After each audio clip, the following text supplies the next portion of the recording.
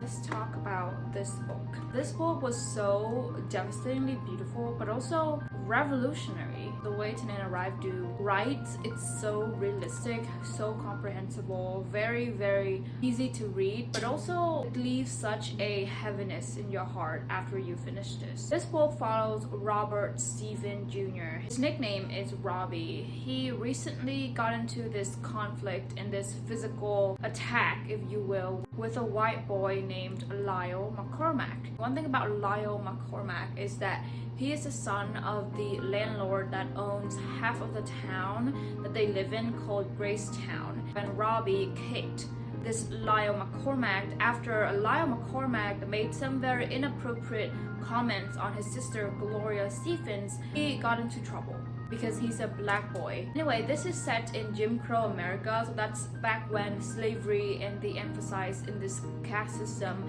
was very much present and prominent, especially in Gracetown. So Robbie eventually had to stand trial, which I never heard of a 12-year-old boy having to stand trial and be in a courtroom to begin with. He got sentenced to 6 months in something called the Reformatory, which is the title of the book. The Reformatory is supposedly a school for boys, but in fact it is actually more like a prison in my opinion. Boys, normally black boys, but poor white boys, were sent out into the fields to pick cottons and to pick corns.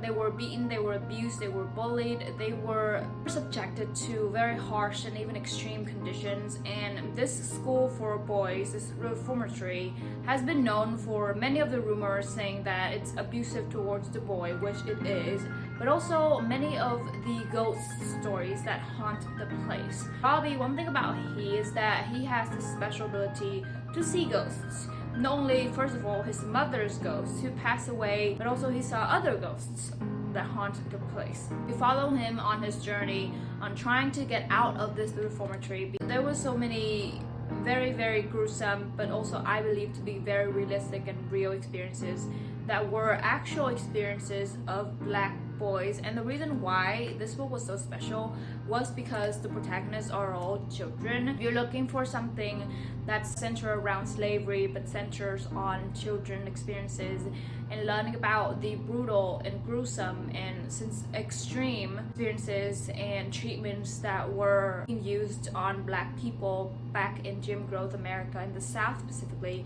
then I could recommend this book. It's a phenomenal read. I will definitely read more books of her. This is definitely a book that I will remember for a very long time. These characters will live rent-free in my head, rightfully so. It's such a beautiful, beautiful story.